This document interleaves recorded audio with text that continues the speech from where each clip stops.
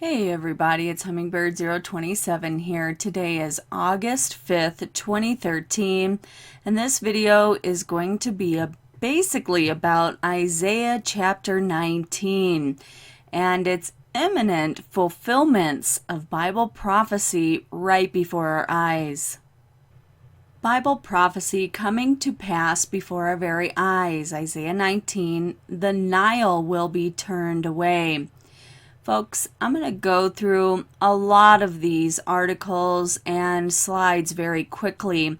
I will post all of this to my WordPress site at hummingbird027.com, and if you just go to that address, you'll be able to take a look at all of the information I provided for this for yourself. I'm going to go through it because I don't want to spend too long on the video because people's attention spans like to be viewing a quicker video, and so I will try to make this as short and sweet as I possibly can. But you know me, I am a blabbermouth and I tend to make my videos a little bit long. So for those of you who are new to Bible prophecy, we are dealing specifically with the fulfillment of Isaiah 19. The entire chapter seems to be coming to life right out of the Holy Bible. And this will not only have a huge impact on the Egyptians and those people living around the Nile in Africa, but also the rest of the world is going to feel the pains that the Ethiopians, Egyptians, and the Sudanese are going to go through very soon. In this video, we will be dealing with verses 5 through 10 and trying to unravel all of the intricate treaties and politics behind the power play and the coming water wars in the Middle East. In this prophecy, we see that the Nile River in Egypt will dry up. This will have not only a political ramification, but also an economic ramification on the people of Egypt. Our prayers should continually go out for our Egyptian brothers and sisters who will be going through the most difficult time for probably since centuries ago. The Lord is causing Egypt to go through these troubles in order to bring the Egyptians back to Him. Isaiah 19 gives us a very detailed prophecy of the final days of Egypt before the Lord's return and continuing into the millennium. Here is the sequence of events in Egypt according to this prophecy. We are already seeing traces of civil war ongoing in Egypt as far as July 3rd, when General el-Sisi, the commander-chief of the Egyptian army, basically disposed President Mohammed Morsi and his Muslim Brotherhood compatriots from the government of Egypt.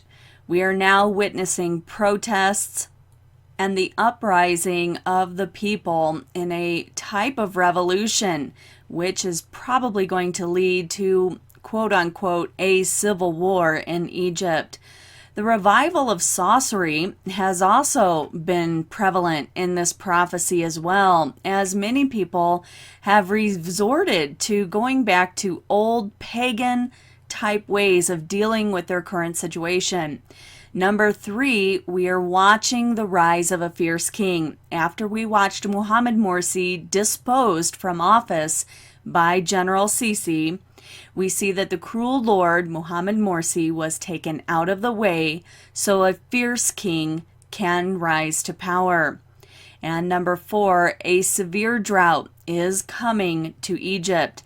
This has to do with the Ethiopian and Sudan dams, which will cause a massive water shortage, including the drying up of the Nile. We will also see information on the Aswan Dam. Number 5, the responses to this crisis will be foolishness, self-deluding, and self-destructive. Number 6, in consequence, the Egyptians will live in extreme fear and dread. One of the objects of their fear will be Israel. Number 7, the Egyptians will finally cry out to the true God, Lord Yahweh in heaven, and His Son, Lord Yeshua, Jesus Christ, because of their oppression and their misery. Number 8, the Egyptians will turn to God and believe in the Messiah. Number 9, memorials, pillars, and altars will be resurrected in Egypt to the worship of the one true God. And number 10, there will be peace between Egypt, Israel, and Assyria, as all three will join together in the worship of the true God, and this will take place in the millennium. One of the key factors of these prophecies will lead to a road that will be built all the way from Egypt into Assyria.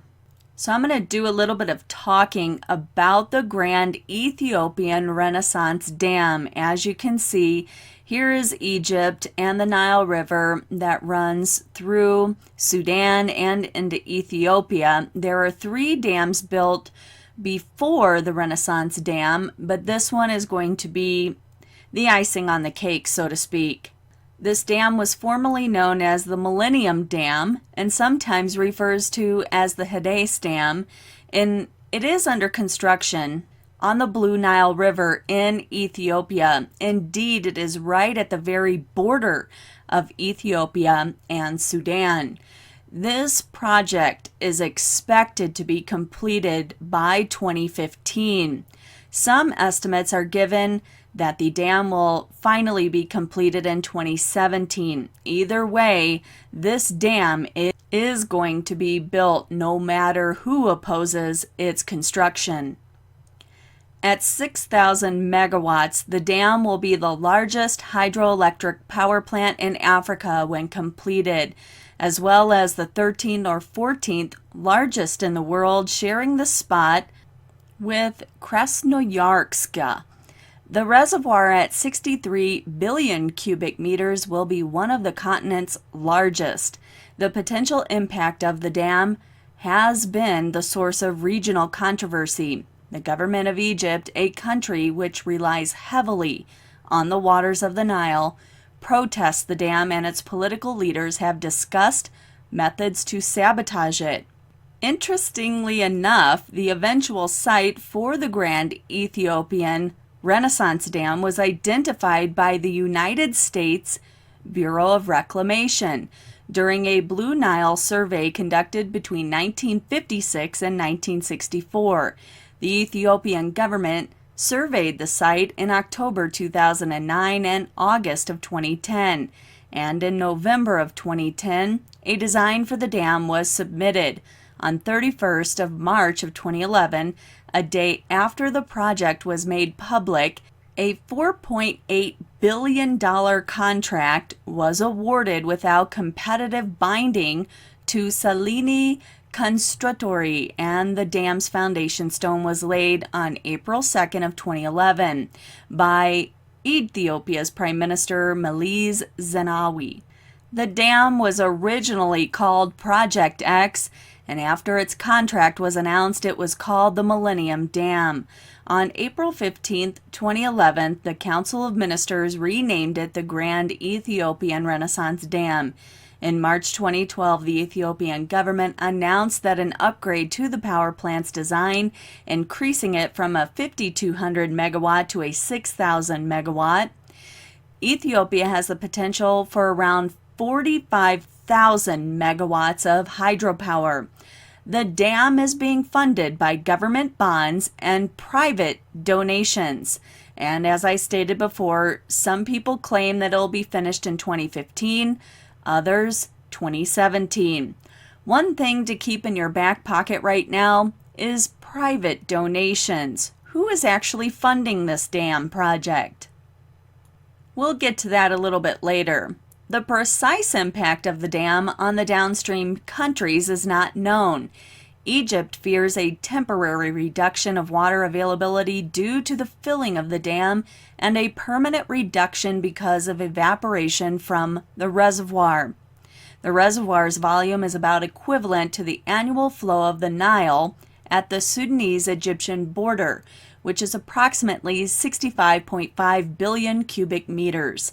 This loss to downstream countries would most likely be spread over several years. Reportedly, during the filling of the reservoir, 11 to 19 billion cubic meters of water per year could be lost, which would cause 2 million farmers to lose their income during the period of filling the reservoir.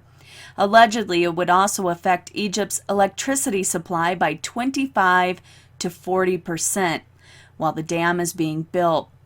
Actually, hydropower accounts for less than 12% of total electricity production in Egypt in 2010, so that a temporary reduction of 25% in hydropower production translates into an overall temporary reduction in the Egyptian electricity production of less than 3%. The Grand Ethiopian Renaissance Dam could also lead to a permanent lowering of the water level in Lake Nasser. If floods are stored instead in Ethiopia, this would reduce the current evaporation to more than 10 billion cubic meters per year. It would also reduce the ability of the Aswan High Dam to produce hydropower to the tune of 100 megawatt loss of generating capacity for a 3-meter reduction of water level. Egypt has serious concerns about the projects, that it requested to be inspection allowance on the design and the studies of the dam in order to allay its fears. But Ethiopia has denied the request unless Egypt relinquishes its veto on the water allocation. After a meeting between ministers of water of Egypt, Sudan, and Ethiopia in March of 2012, Sudan's President Bashir said that he supported the building of the dam. We're going to get into the treaty that was signed here in just a moment, but I needed to bring this information to you. A Nile treaty signed by the Upper Riparian states in 2010, the Cooperative Framework Agreement, has not been signed by either Egypt or Sudan, as they claimed it violates the 1959 treaty, which gives Sudan and Egypt exclusive rights to the Nile's waters. The Nile Basin Initiative provides a framework for dialogue among all Nile riparian countries. Egypt, Ethiopia, and Sudan established an international panel of experts to review and assess the study reports of the dam. The panel consists of 10 members, 6 from the 3 countries, and 4 internationals in the field of water resources and hydrological modeling, dam engineering, socioeconomics, and environmental. The panel held its 4th meeting in Addis Ababa in November of 2012. It reviewed documents about the environmental impact of the dam and visited the dam site. The panel submitted its preliminary report to the respective governments at the end of May of 2013. Although the full report has not been made public, it will not be until it is reviewed by the governments. Egypt and Ethiopia both released details. The Ethiopian government stated that according to the report, the design of the dam is based on international standards and principles. Without naming those standards and principles, it is also said that the dam offers high benefits for all 3 countries and would not cause significant harm to both the lower Riparian countries. And just keep in mind that this was prior to the ousting of Mohamed Morsi on July 3rd. According to the Egyptian government, the report recommended changes and amending the dimensions and the size of the dam. This is a picture of where the Nile actually gets its water from. As you can see, Ethiopia, Lake Tana, provides the water for the blue section of the Nile, called the Blue Nile, and Lake Victoria feeds the White Nile. About 86% of the Nile's water flowing to Egypt originates from the Blue Nile out of Ethiopia. And Cairo has said the construction of the dam is a security concern. In a joint statement, the Ethiopian and Egyptian foreign ministers decided on another round of talks between ministers and experts in a few weeks to further discuss the dam's effect, if any, on Egyptians' Nile water sharing. Now again, this took place before July 3rd, and the Mohammed Morsi and the Muslim Brotherhood government was terminated in Egypt. At that time, in June 3rd and around about that time, and you can look this up on Google or whatever search engine you use, you can see that during one of these meetings, President Mohammed Morsi and a whole bunch of other Egyptian political leaders decided that they were going to sabotage the dam in Ethiopia, and they didn't realize it, but this was broadcast live on state TV, which they had to turn around and apologize for the unintended embarrassment, as his cabinet released a statement promoting good neighborliness, mutual respect, and the pursuit of joint interests without either party harming each other. However, in a turnaround on June 10th of 2013, he said that all options are open because Egypt's water security cannot be violated at all, clarifying that he was not calling for war, but that he would not allow Egypt's water supply to be endangered. Thus, we enter a month later, and where do we truly stand with the water war between Egypt and Ethiopia? So, giving you a little bit about the Entebbe Agreement. This was totally taken place without consent or even an agreement with Egypt. A meeting took place of the Nile Basin Initiative, which was the 21st Nile Council of Ministers, and they met on June 20th of 2013 at the Juba Grand Hotel. The MBI is a regional bloc within the River Nile Basin's comprising of these areas, which these countries form to develop, manage the waters of the River Nile in an equitable and sustainable manner to ensure prosperity, security, and peace. Catch it. While they're saying security and peace, sudden destruction will come upon them for its entire people. So, after this meeting, the minister said that Egypt and Sudan cannot settle their differences on the River Nile through isolation. The 1929 Nile Water Agreement gives Sudan and Egypt 12 and 66% say over the general management and usage of the Nile waters. This, however, is being opposed by the NBI member countries now. The South Sudanese water minister said construction of the dam by Ethiopia is its legitimate right, but called for amicable solution between the two countries. For Ethiopia to develop a dam on the Nile, it's their legitimate right as long as the power project does not reduce the water volume, he said. We all need the power and to preserve our environment. The shift to hydropower serves our environment because instead of using trees for power, we use hydropower, he argued. On question of whether Egypt will not complain about South Sudan's plans to build a dam at Fula Falls in Nimuel, eastern Equatoria state, Mayam said Egypt does not have any grounds to reject the project. He appealed to the members of the NBI to give the regional bloc continuous support for the benefit of the people. And in June, South Sudan was set to sign a new Nile agreement, and that would replace the colonial-era law that gave most of the River Nile's water to Egypt and Sudan. The signing of the Cooperative Framework Agreement of the Nile Basin countries, sometimes referred to as the Entebbe Agreement, is likely to be signed and ratified at the Nile Water Summit in Juba on Thursday. For 200 years, Egypt has dominated its region and the countries that are the source of its crucial water supply, the Nile. Ethiopia and its Renaissance Dam will change that. Ethiopia and Sudan demand their water back.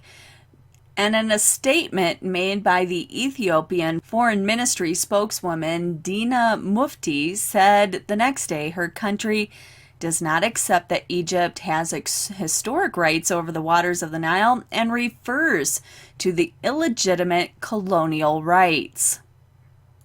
Ethiopia's construction of the Grand Renaissance Dam on the Blue Nile River is creating serious tensions among Egypt, Sudan, and Ethiopia. There is fear that in Egypt, that the large storage capacity of the dam will put control of the valuable Nile waters in the hands of upstream Ethiopia.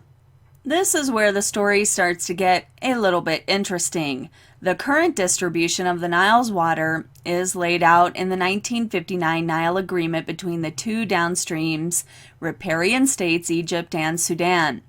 And as you can see, Ethiopia refuses to acknowledge this agreement, arguing that since most of the river flow originates in its territory, it is entitled to an equitable and reasonable share. Yet despite its high water development potential, for a long time Ethiopia lacked the political stability and technical and financial means to develop its water systems. Ethiopia's past efforts were also blocked by Egypt, which continuously campaigned to persuade international creditors and donors not to finance Ethiopian projects. In the 90s, the Nile River situation was considered by many water experts to have a great potential to induce interstate conflict in the river's basin. But with the World Bank's support, a basin-wide cooperation program, the Nile Basin Initiative, was launched in February of 1999. Yet in spite of a great deal of hope and hype over the past 14 years, the NBI has been unable to shift the mindset of the Basin countries. After years of meetings and deliberations in June of 2007, the Nile countries expressed their desire to establish a permanent River Basin Commission. But that dream is yet to be realized due to a lack of agreement among Egypt, Sudan, and I think that's supposed to be Ethiopia. The Basin countries have not yet any measures to reduce their dependence on the increasingly scarce Nile River water. The increasing threat of global climate change has brought further insecurity to the basin. Moreover, geopolitical changes, including political uncertainties in post-Mubarak Egypt that has weakened Cairo's global leverage, have changed the historical power equation in the region, providing opportunities for Ethiopia and Sudan to attract financial and technical support for their own water projects. In 2011, the World Bank decided to start providing funding support to Ethiopia's irrigation project in the Nile Basin. And in walks China. The emergence of China as a superpower in Africa has further shifted the situation in Ethiopia's favor, and Ethiopia has already engaged several Chinese firms to develop its rich hydro potential. These are the private donors who have been secretly or very hard to find information to be contributing to this elaborate dam structure in Ethiopia. So what does China actually get out of this deal? Ethiopia not only aims to increase its hydropower production, it also seeks to improve its agricultural production by developing its irrigation potential. With Chinese support, Ethiopia recently built the Tana Bells Dam in the Nile Basin, a hydropower dam inaugurated in 2010 and designed to provide irrigation to a total area of nearly 400 square miles of land.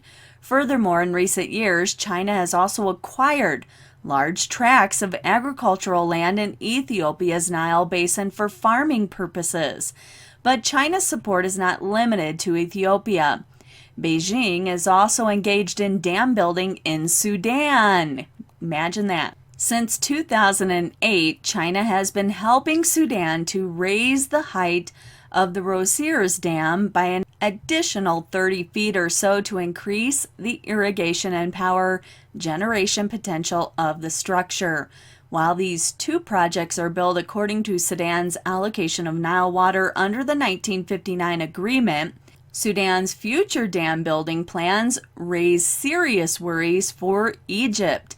The construction of these hydropower projects in Ethiopia and Sudan indicate that upstream states have decided to move forward with unilateral development of infrastructure in the basin, as opposed to the international community's prescription for the basin-wide water sharing accommodation. For downstream Egypt, increased upstream unilateral development is alarming. Egypt is almost completely dependent upon the Nile for its water supply and irrigation. Its increasing population and expansion of irrigation works mean the need for water in the country is also rising. Upstream water diversions of the Nile will have a severe impact on Egypt's food production and public health. Moreover, the fear of losing historical control over the Nile water will further destabilize Egypt's already precarious political situation.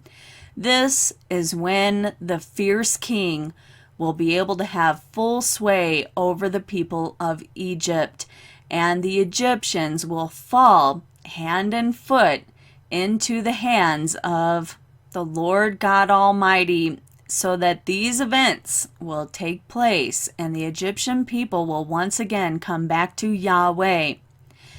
At the same time, however, construction of the Grand Renaissance Dam and other upstream hydro projects brings new opportunity for the basin by breaking an age-old stalemate. Egypt is fast realizing that it cannot maintain the role of hydrogen hegemon it held for centuries, which might force Cairo to behave in a more cooperative and accommodating way. I don't really think that's where it's going to head, though. Talk about placing a country in a noose, because without the transformation of Egypt's stance towards this dam being built, it will not be possible to establish sustainable and lasting cooperation over the Nile's water. The equitable utilization and cooperative management of the Nile water will not only foster development in the basin countries, it will also be a catalyst, catch it again, for peace and cooperation in the region. When they say peace and safety, sudden destruction will come upon them. A few things you should know about what is going to take place when this dam comes into full effect. The river will ebb and flow in an artificial manner in the future. This will surely disrupt normal planting and harvesting practices, change the fish patterns, and with the retained sediment, eliminate gold panning activities. These are questions that need answers. The responsibility here falls to the Sudanese government cooperating with Ethiopian government to figure out how to prepare for changes to the people living downstream. Not to mention the many tens of thousands of people this project has misplaced. Also, Egyptian authorities, whoever emerges as the consistent leadership after this most recent reorganization, are going to remain very keen about this. The people on the street are as well, because it's affecting their families.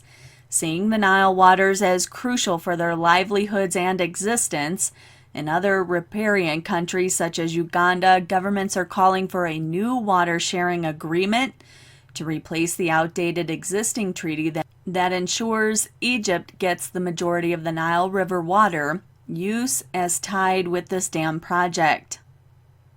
Sediment is also a huge issue. If left unaddressed, it will render the dam useless in too short amount of time compared with the effort and money spent. Sediment traps, doors that allow sediments to move through the bottom of the dam, could be one answer. There were engineered into the new design of the Zayaburi Dam in Laos when issues of sediment came up. Sediment is necessary for the river system, and you need only to look downstream to Sudan. They had to raise the height of the Rosaries Dam because of sediment fill, and spend money each year to clear out irrigation canals. Egypt's Aswan Dam prevents sediment transport, and this has caused major issues in the delta. No deposition of sediment has resulted in saltwater intrusion. Also, sediment is a natural fertilizer and revitalizer in the riparian soils. Without this, farmers have to apply artificial chemicals to mimic. Can anyone say Monsanto to the rescue? Malaria, which Bill and Melinda Gates will probably pick up very quickly, increases from stagnant water is an issue. The climate of the Blue Nile Valley is already quite full of tropical disease, but this tends to be seasonal, dependent on the water with water reliability present all year. This increases the ability for mosquitoes to breed like crazy. Let's get into a little bit of Bible prophecy now. Now that Mohammed Morsi is gone, and if General al-Sisi will become the new president of Egypt, which I believe he will, what will the commander of the Egyptian army do about the Ethiopian dam? Not only are we seeing water being fought over in Africa, but this is also becoming a major resource situation throughout all of the Middle East. As you can see at this link in the description box below of the iasps.org, the new water politics of the Middle East. The crisis over water in the Middle East is escalating. Despite existing agreements, dwindling resources increasingly affected by pollution, agricultural, industrial initiatives, and population growth have elevated the strategic importance of water in the region. For the Middle Eastern nations, many have already treaded the razor's edge of conflict. Water is becoming a catalyst for confrontation, an issue of national security and foreign policy as well as domestic stability. Given water's growing ability to redefine interstate relations, the success of future efforts to address water sharing and distribution will hinge upon political and strategic approaches to this diminishing natural resource. Before I move on into some very interesting history facts, I want to make very clear that this water crisis is going to occur all throughout the 7-year tribulation period, otherwise known as the 70th week of Daniel or Jacob's trouble. Case in point, the Euphrates River dries up, which allows the army of the east to march across into the glorious land. But that is for another video. Right now, let's get some history behind the water wars. Did you ever give any thought as to why Israel was basically almost as if by God's hand himself, which I'm sure he did manage to concoct all of these things, but how easy it was for Israel to become a state? Did you ever consider that water could have been the whole flow behind God's hand in the Middle East to make Israel a nation once again? Consider the River Jordan. The Syrian-Lebanon-Palestinian border was a product of the post-World War I Anglo-French partition of Ottoman Syria. British forces had advanced to a position at Tel Hazor against Turkish troops in 1918 and wished to incorporate all the sources of the River Jordan within the British-controlled Palestine. Now, for those of you out there who think that Palestine should be in control of Israel, this is not what this is referring to. Please refer to my Magog invasion of Israel video in the description box below that I totally discuss why Palestine is a non-existent entity. The history surrounding why the British ended up calling this land Palestine is hugely interesting, and you should do your own homework. So, continuing on, due to the French inability to establish administrative control, the frontier between Syria and Palestine was fluid until 1934, when the French managed to assert authority over the Arab nationalist movement and King Faisal had been disposed. And the ratified Treaty Sèvres from the San Remo Conference, The 1920 boundary extended the British control area to the north of the Sykes-Picot Line. The international boundary between Palestine and Syria was finally agreed by Great Britain and France in 1923, and after Britain had been given a League of Nations mandate for Palestine in 1922, Banyas was within the French mandate of Syria. The border was set 750 meters south of the spring. In 1941, Australian forces occupied Banyas in the advance of the Litany during the Syrian-Lebanon campaign. When Free French and Indian forces invaded Syria in the Battle of Kiso, in 1946, France and Britain signed a bilateral agreement to hand over control of the Banyas to the British Mandate authorities, although the Syrian government declared France's signature invalid. British Mandate projects to drain the marshlands for cultivation angered the Arab villagers. After the establishment of the State of Israel in 1948, Syria offered to adjust the armistice lines and cede to Israel 70% of the DMZ, the demilitarized zone, in exchange for a return to the pre-1946 borders in the Jordan Basin area, with Banyas water resources returning uncontested to Syrian sovereignty. On the 26th of April, the Israeli cabinet met to consider the Syrian suggestion, with head of Israel's water planning authority in attendance. Blas noted that while the land to be ceded to Syria was not suitable for cultivation, the Syrian map did not suit Israel's water development plan. Blas explained that the movement of the international boundary in the area of the Banyas would affect Israel's water rights. On April 13th, the Syrian delegates seemed very anxious to move forward and offered Israel around 70% of the demilitarized zone. Significant results were achieved in a number of suggestions and summaries put in writing, but they required decisions by the two governments. The Israeli cabinet convened on the 26th of April to consider the Syrian proposal, and Blas, head of the Water Planning Authority, was invited to the meeting again. Blas told Dayan that although most of the lands that Israel was expected to relinquish there was not suitable for cultivation, the map did not suit Israel's irrigation and water development plans, and on May 4th and 27th, Israel presented its new conditions. These were rejected by Syria, and the negotiations ended without agreement. Thus, we get into 1953. Israel unilaterally started a water diversion project within the Jordan Basin by the Israeli National Water Carrier. In September of 1953, Israel advanced plans to divert water to help irrigate the coastal Sharon Plain and eventually the Negev Desert by launching a diversion project on the 9-mile channel midway between the marshes and Lake Galilee in the demilitarized zone to be rapidly constructed. Syria claimed that it would dry up about 12,000 acres of Syrian land.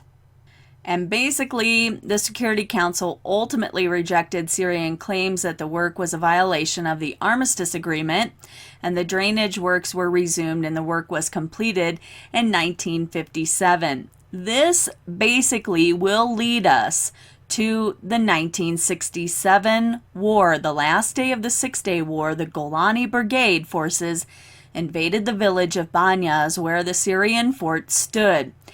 Can you believe all of the history involving the Jordan River and the exclusive rights of who gets water and rights to the water in the area? Since then, Israel has got her act together. She no longer wanted to rely on anybody else for water supply. Neither did she want to get into any more arguments or wars because of water. So what did Israel do? She decided to create a desalination plant that would basically draw from the deep in the Mediterranean Sea. The water has flowed through pipelines reaching almost 4,000 feet off Israel's coast and once in Israel's soil, buried almost 50 feet underground. Now it rushes down a tube, sending it through a series of filters and purifiers. After 90 minutes, it will be ready to run through the faucets of Tel Aviv. They finished this ginormous construction this year. Now Israel gets 80% of her water from the Mediterranean, which leaves her basically self-sufficient. And as the plant expands into 2014, Israel will basically be getting 80% of portable water.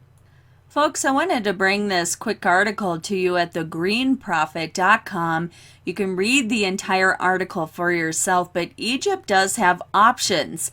But now that the Muslim Brotherhood and Mohammed Morsi have been kicked out of Egypt, basically kicked out of power, they have almost put on the back burner some really good plans that could aim to restore the Nile Valley's natural agricultural rhythm. And as you can see in this article, students from the Architectural School of Nantes, the team who designed Hydropolis, recently won a prize in a competition organized by the foundation Jacques Regret.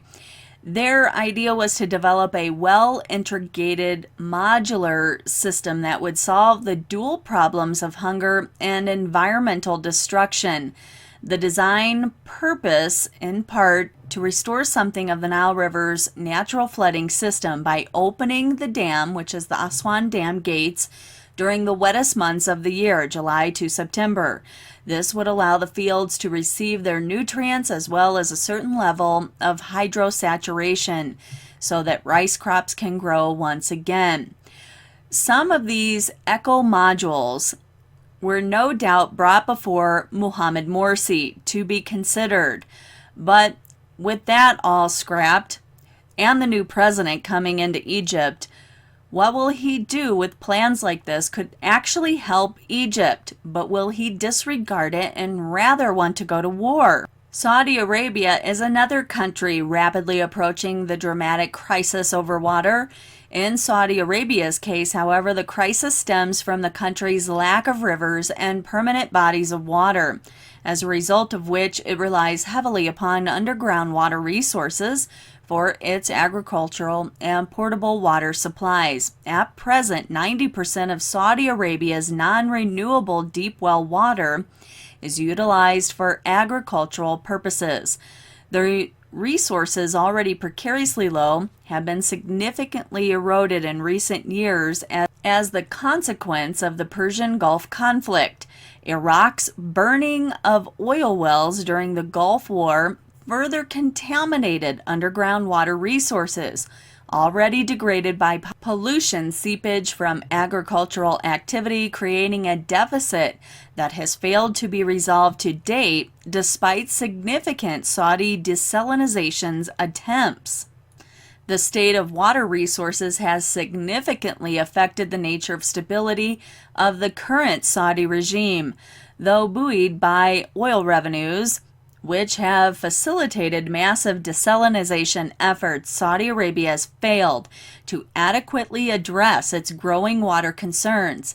Consequently, Saudi Arabia has begun to seek other water sources, a focus that has pronounced efforts on this region. Saudi Arabia's extensive exploration into the underground aquifers in its eastern province has reduced the agricultural and water availability of Qatar and Bahrain.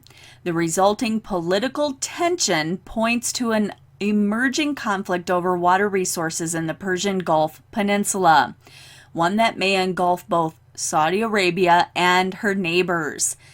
Do you see now where the actual lifeline of Bible prophecy is coming in? If it's not that apparent to you, let me spell it out. What is water actually referred to in the Holy Bible? It's referred to as being the Spirit, also referred to as the living waters throughout the Bible. Is it any wonder that the Middle East is defunct on its water supply? Because it does not have the Spirit of Yahweh. I think the two are intermixed, and everything that happens on the spiritual plane filters down and manifests on the material plane. What we are without in the material world, we are without in the spiritual. One does not occur or take place without the other. Disputes are also becoming visible between Saudi Arabia and Jordan. These are very two prominent biblical players in the end times here, folks. And what are they going to be fighting about? The Qadisi Aquifer. Though currently utilized almost exclusively by Saudi Arabia, Jordanian vested interest in the aquifer, which runs beneath both countries, has increased in recent years, with Jordan's Minister of Agriculture publicly accusing Saudi Arabia of overuse of the aquifer as far back as November of 1992, expanding Jordanian utilization of the aquifer, which is likely in light of Jordan's looming water crisis, may emerge as a contentious issue between the parties in the near future. Before we move off into the end part of this video and part of Bible prophecy that is coming to light, let's take a look at this recent editorial out of realclearworld.com and Obama's bad bet on the Egyptian military. Keep in mind the players that are taking part in these political struggles basically all over the Middle East right now, and including the world. America's claim to champion democratic principles is already doubted in the Middle East, not least of all because its longtime allies have been the likes of Saudi Arabia, Bahrain, Kuwait, and the authoritarian Egyptian regimes of Mubarak and his predecessor Anwar Sadat. This exalted self-representation will elicit even more cynicism now.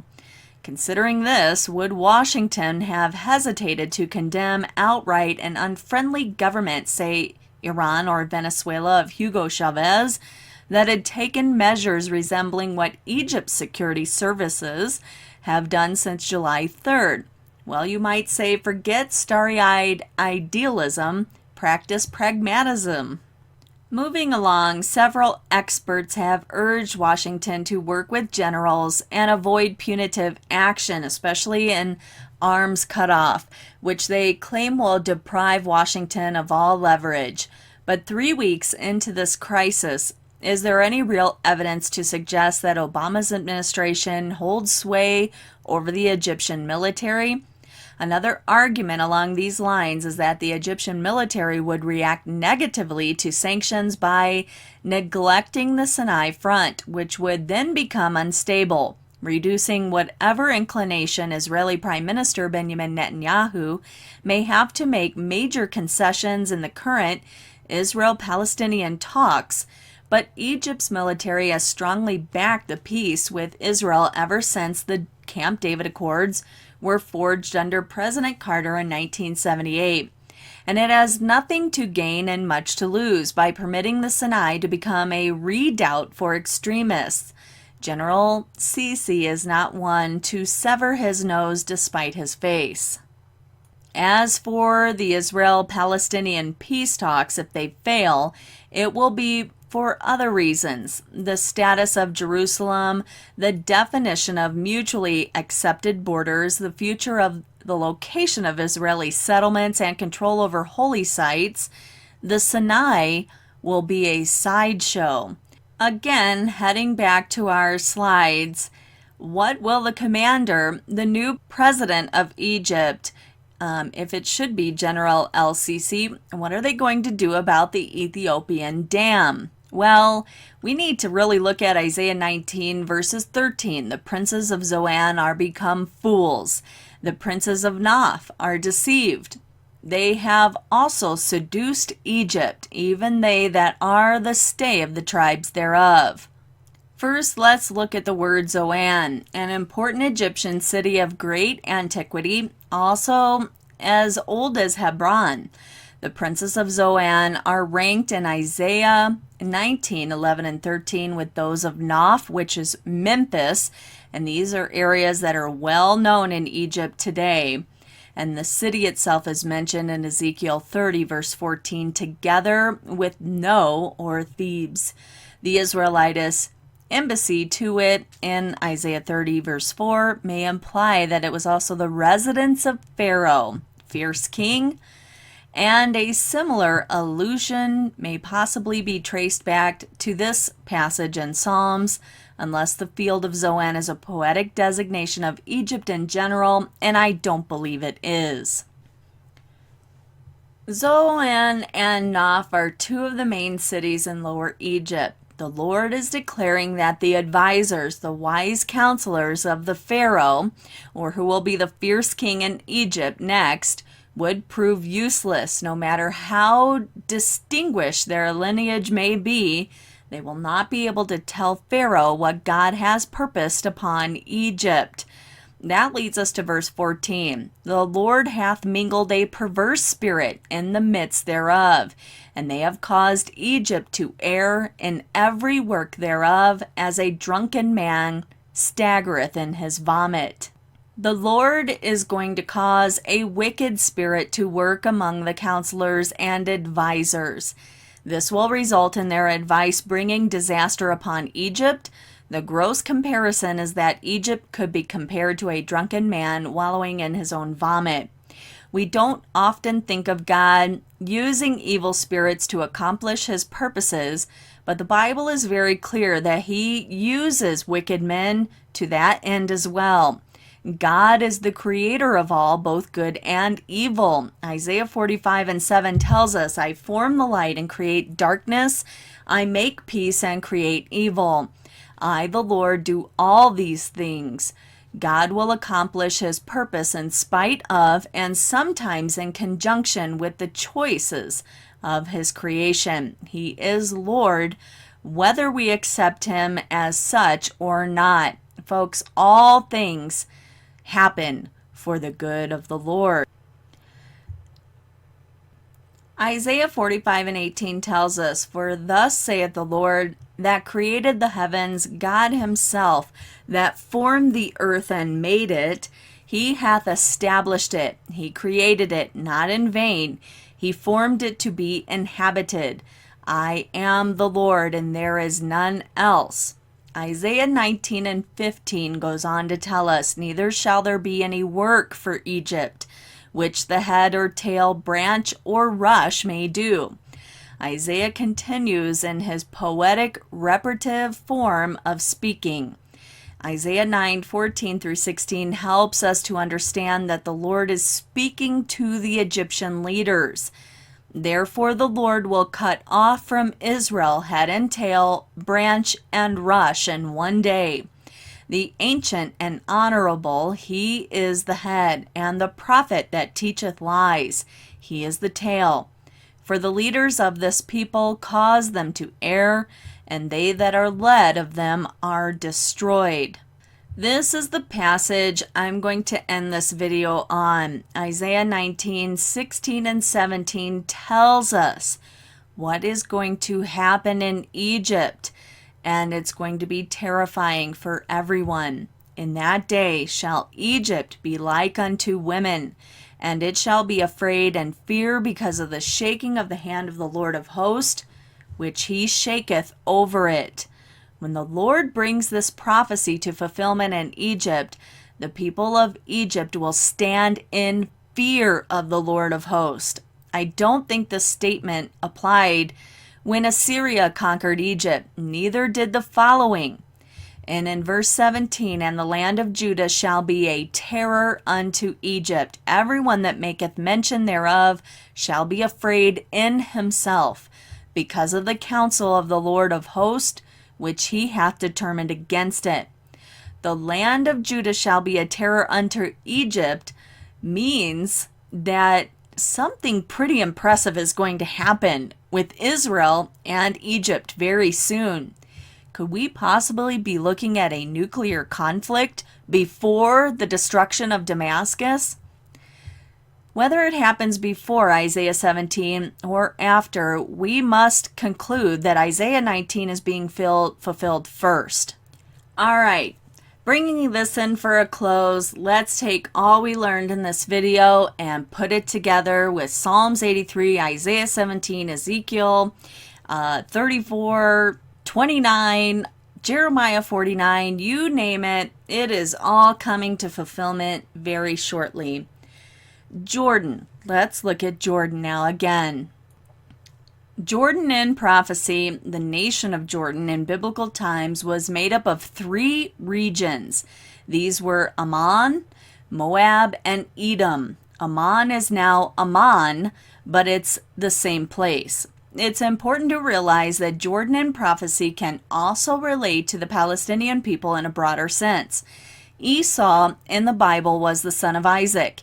He is related to the Ishmaelites and therefore also to the modern Jordanians and Palestinians. We can further divide the original groups in regions. Ephraim and Samaria would be today's West Bank, while Gilead is right next to the Jordan River, as you can see in this map. Jordan is about to become a huge, shocking, unexpected battlefield. It will see the armies of Syria invade the plains of Bashan. This is where I believe the Golan Heights is going to play a huge role in the fulfillment of Isaiah 17. We are now in the Syrian Damascus phase of Bible prophecy.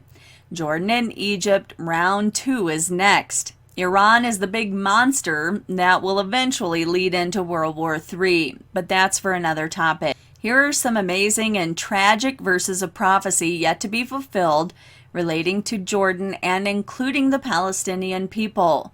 Remember that Edom, Ammon, Moab, and Gilead are present-day Jordan. Ezekiel 25, 6-7, proclamation against Ammon, because you applauded, stamped your feet, and rejoiced in heart with all your disdain for the land of Israel. Indeed, therefore, I will stretch out my hand against you and give you as plunder to the nations. I will cut you off, destroy you, and cause you to perish. And you shall know that I am the Lord. Isaiah 34, 6-7. My sword shall be bathed in heaven. It shall come down on Edom and on the people of my curse for judgment. The sword of the Lord is filled with blood, with a great slaughter in the land of Edom. Their lands will be soaked with blood. Jeremiah 25, 15-27. Thus says the Lord God of Israel to me, take this wine cup of fury from my hand, and cause all the nations to whom I send you to drink it. They will drink it and stagger and go mad because of the sword that I will send among them. Pharaoh, king of Egypt, the fierce king that is coming, all the mixed multitude of the land of Uz, all the Philistines of Gaza, Edom, Moab, Ammon, and the kings of Tyre, Arabia, and mixed multitude who dwell in the desert, drink and be drunk. The sword being spoken of here is undoubtedly Islam. Psalms 125:3, the scepter of wickedness will not remain on the land allotted to the righteous. The scepter is undoubtedly Islam. Jeremiah 49:17, Edom shall be an admonishment, as in the overthrow of Sodom and Gomorrah and their neighboring cities. Also in verses 20 and 22, surely he shall make Edom desolate. The earth shakes at the noise of their fall. At the cry is heard at the Red Sea. Behold, he shall come up and fly like an eagle. Obadiah 1-18 states the coming judgment on Jordan. You can pause to read all this for yourself. 2 Chronicles 20:2 also is mentioned towards Ammon and Moab. All of these prophecies above relate to great destruction on the peoples and lands that are in modern-day Jordan right now. As is said, these can quite accurately be extended to include the Palestinian people. Now, let us get a handle on the Aswan Dam destruction. Folks, this is biblical prophecy of the first order. We should probably witness this before the destruction of Damascus. It could even happen around the same time. Obviously, I'm not going to be dogmatic about this, but we need to keep into our minds that this prophecy will also come to place. So the verses we're going to get into below speak of Migdal and Sin.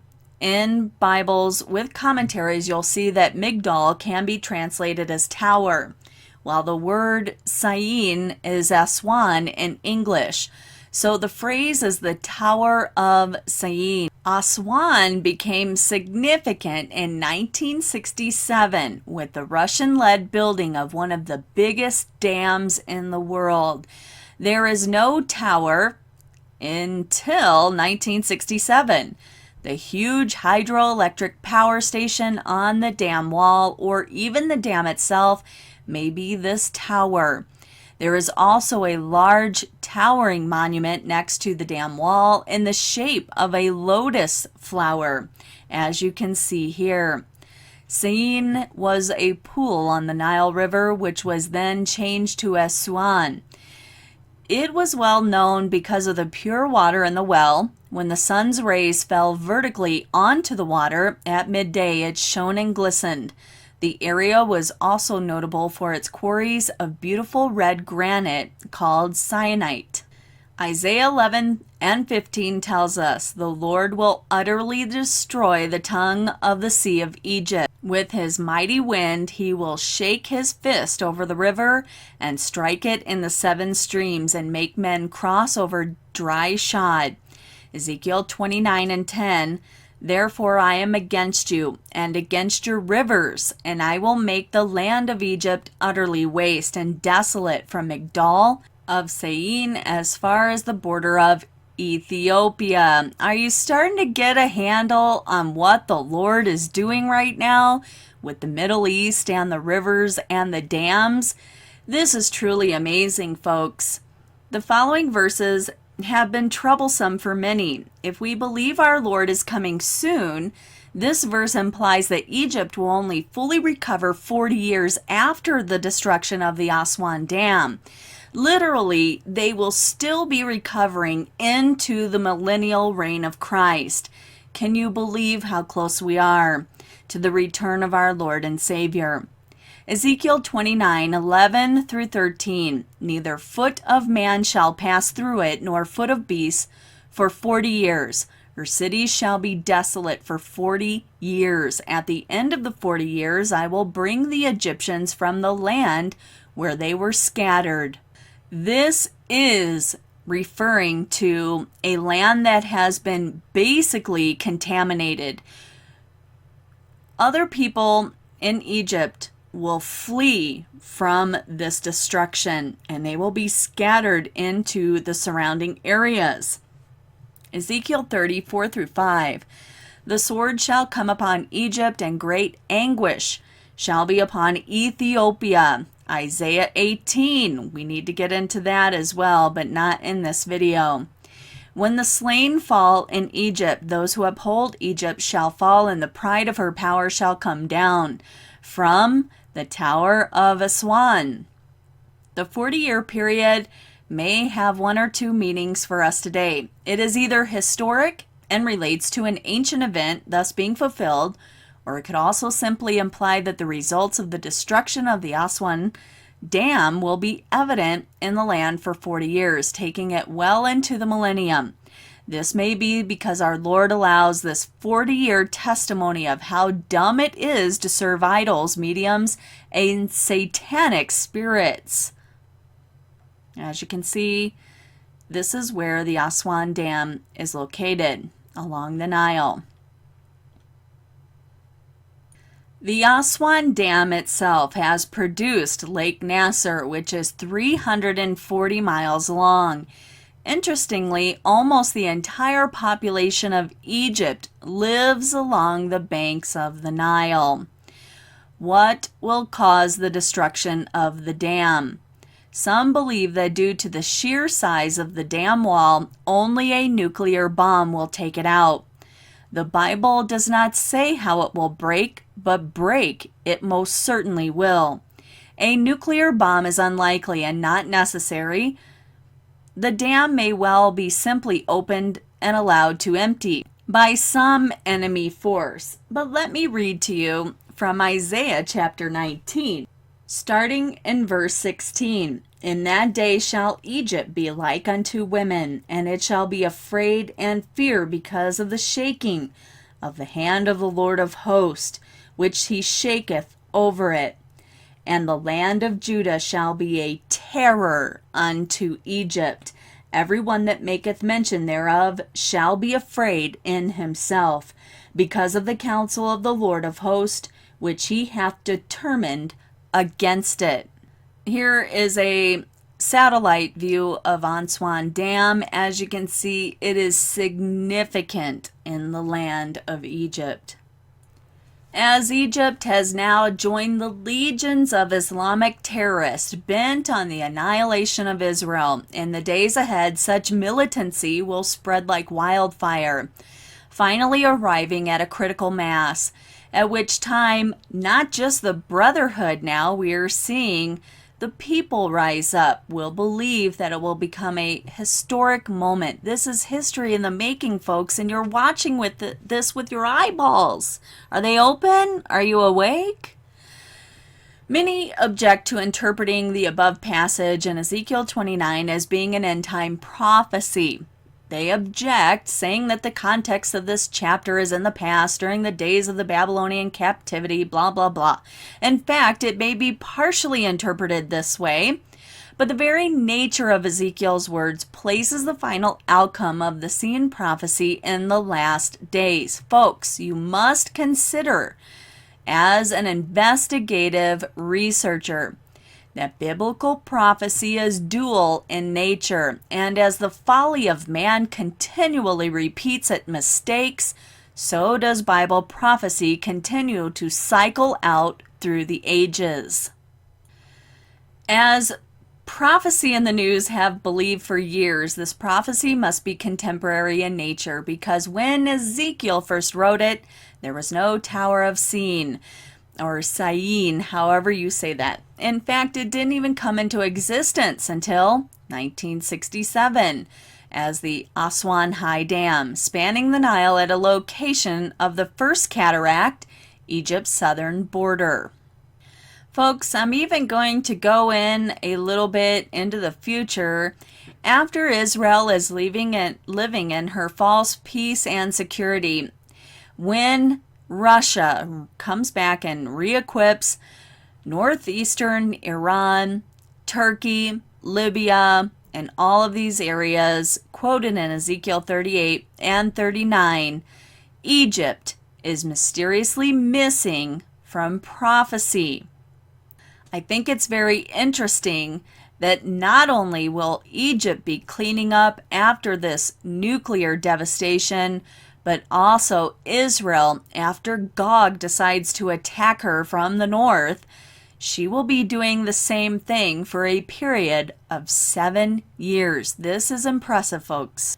And bringing this into a close, Ezekiel 29 and 4 states, "But I will put hooks in thy jaws, and I will cause the fish of thy rivers to stick unto thy scales. And I will bring thee up out of the midst of thy rivers, and all the fish of thy rivers shall stick unto thy scales." God will bring all of them up from the river, since they think they have made it. Isn't that interesting? These dams are huge political power struggles now between the African states. But the Lord made the river, and he will do with it as he pleases. And going on into verse 5, "And I will leave thee thrown into the wilderness, thee and all the fish of thy rivers. Thou shalt fall upon the open field. Thou shalt not be brought together nor gathered. I have given thee for meat to the beast of the field and to the fowls of the heaven." Egypt has never again become a superpower as it once was in these times. Also, it will never become again. Ezekiel 29 verse 6. and all the inhabitants of Egypt shall know that I am the Lord, because they have been a staff of reed to the house of Israel. A staff is a walking stick a shepherd would use. It is sturdy. A shepherd can use it to fend off an animal that might try to attack the sheep. A reed is like a straw. The people of Egypt would know that God is God because they had not been any help to the house of Israel. And indeed, in some of my mapping, I have come to see that eventually, here very soon, the house of Israel will go to Egypt and ask for help. As is stated here in Isaiah 31:5, as birds flying, so will the Lord of hosts defend Jerusalem. Defending also, he will deliver it, and passing over it, he will preserve it. Will Israel try to ask Egypt for help? As you can see in these passages of Scripture, in Isaiah 31, some significant events occur here. As the mapping reveals, you can also pair it up with Psalms 18 and 14, Psalm 77 and 17, and also chapter 144, verse 6. Very interesting. Habakkuk 3 and 11 tells us, the sun and the moon stood still in their habitation. At the light of thine arrows they went, and at the shining of thy glittering spear. Major reference is placed here on Joshua 10:12 through 13. When the sun and moon stood still for a time, it took for the people to avenge themselves upon their enemies. And incidentally enough, folks, I keep pointing everyone to Zechariah chapter 9 is where we are typically at in Bible prophecy right now, because of Damascus and all the coastal cities around Israel, including Ashdod and Ashkelon. All of this is mapped out here, and I'm going to place this on my hummingbird027.com site so you can see how far I've gotten so far in this Egypt and the dams, prophecy soon coming to pass mapping. So in verse 7 of Ezekiel 29, when they took hold of thee by the hand, thou didst break, and rend all their shoulder. And when they leaned upon thee, thou breakest, and madest all their loins to be at a stand.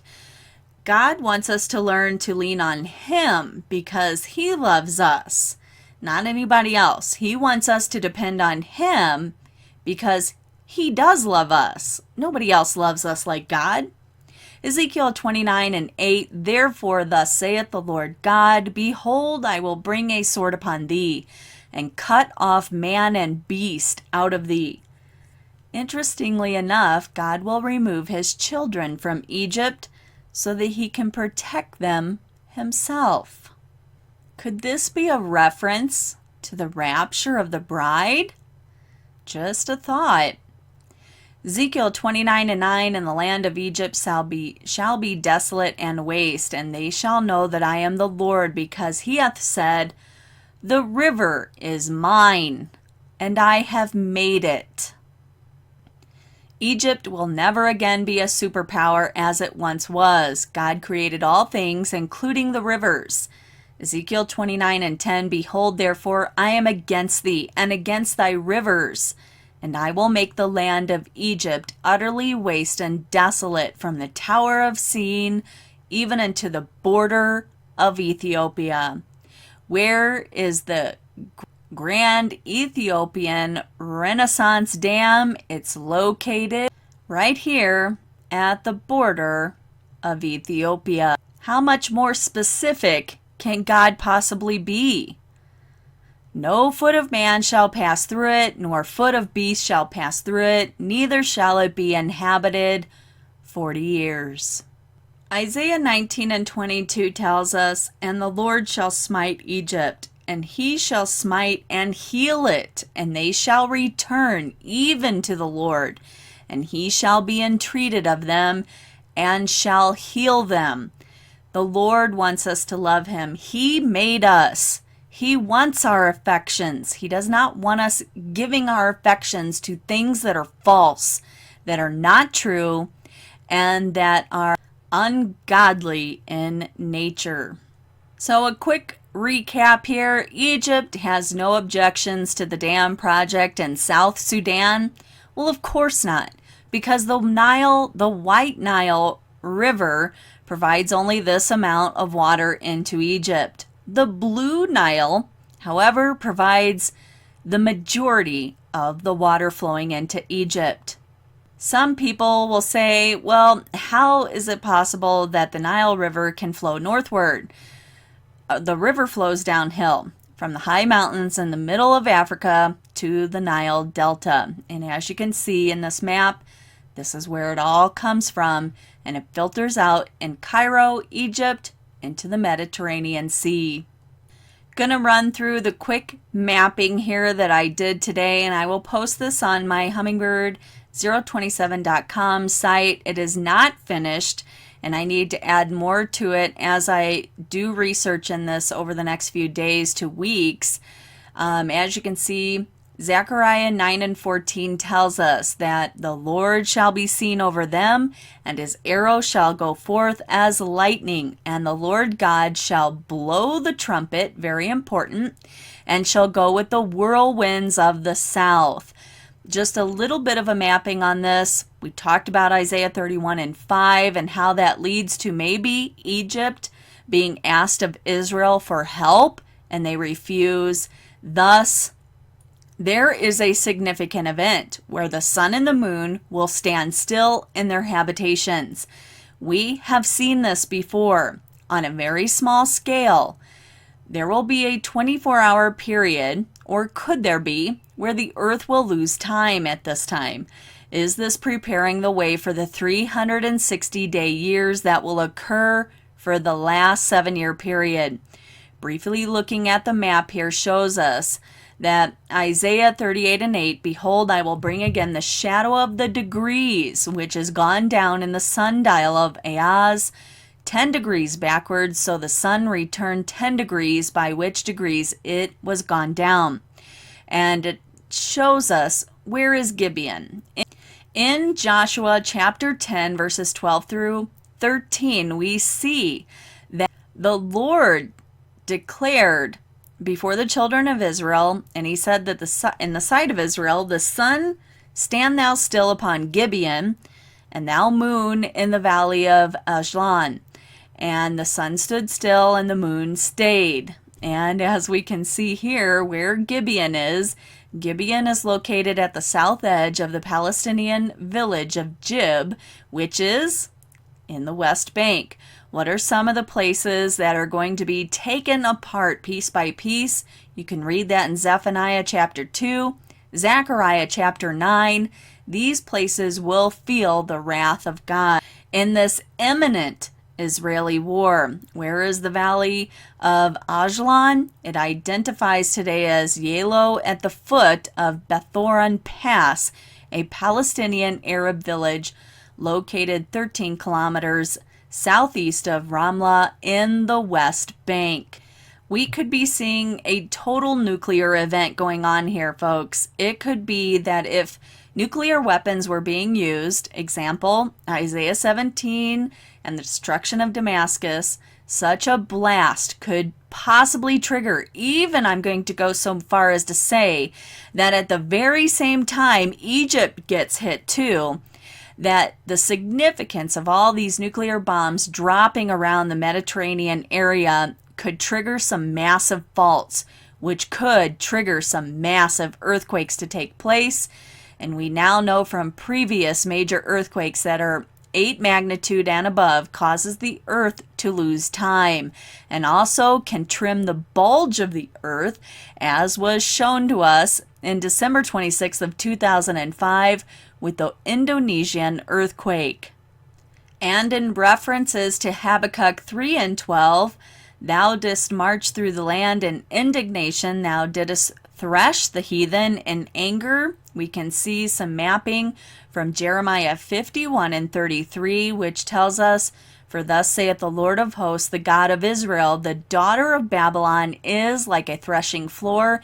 It is time to thresh her yet a little while, and the time of her harvest shall come. And as you can see, this is a direct correlation with Isaiah 17 and 5. All right, everyone, that's all I have for now. When I finish the mapping, I will definitely put it up on my channel and provide you with all of this information. We are heading into some historical times, folks. These days will be talked about basically all throughout the millennium. I'm pretty sure that people who will be living as old as trees, if not older, will be talking about this to their grandchildren during the 1,000-year reign of Jesus Christ and his kingdom here on this planet. No one has ever guessed in the many thousands of years that have taken place on this planet as mankind has been here, that these events would culminate over rivers, over wars over rivers. It's very interesting. And I hope that I have brought you some new information so you can do your further investigative research into more of Bible prophecy, because this is just the beginning of what the Lord is revealing to us in this day. He does not want us to be ignorant. He wants us to know exactly what's going to happen. So when it happens, and we have told other people that it's going to happen, that when it does come to pass, many people will believe and come to be hidden before the day of the Lord begins. The rapture of the bride of Christ is close at hand. Are you prepared to stand before the Son of Man? Are you looking for him to come at any moment? Folks, we need to have that type of attitude in our lives so that we don't become like the Laodiceans, so that we are constantly striving and searching for our Lord in everyday matters, always putting God first in our lives, and thusly telling those all over the world how much we love the Lord and how much he loves us, all human beings on this planet. He loves us all so very much that he has afforded us these prophecies and the time to get this information out. And he's been very patient with us so that when these things come to happen, we will be with him in heaven for the rest of the time period. If you're watching this video outside of the rapture of the bride, be prepared for incredible events to be witnessed on this planet. This was just the beginning. Psalms 83, Isaiah 17, Jeremiah 49 is just the beginning of a long and intense plan to bring about the remaining part of the Gentiles and the Jewish people into belief that the Son of Man, the Son of God, is already coming on, and to be made thorough believers that what has already taken place is in fact what's really going on. But it's going to cause a lot of people to go through the tribulation in order to finally get that through their thick skulls. And praying for you on this side of the rapture that you get through it with your soul and your sanity still intact. So much more I could provide here, but this video is long enough. I hope this has helped you in your studies. And again, I'm going to try and post all of this within the next day or two to my hummingbird027.com site so that you can pass this information around to everyone who will have ears to hear. God bless you all and keep you during these days. Don't let your heart waver. Keep your eyes focused on Jesus Christ. Keep moving towards him. Keep on the straight and narrow path. And keep going forward. Don't ever look back. God bless. And Maranatha,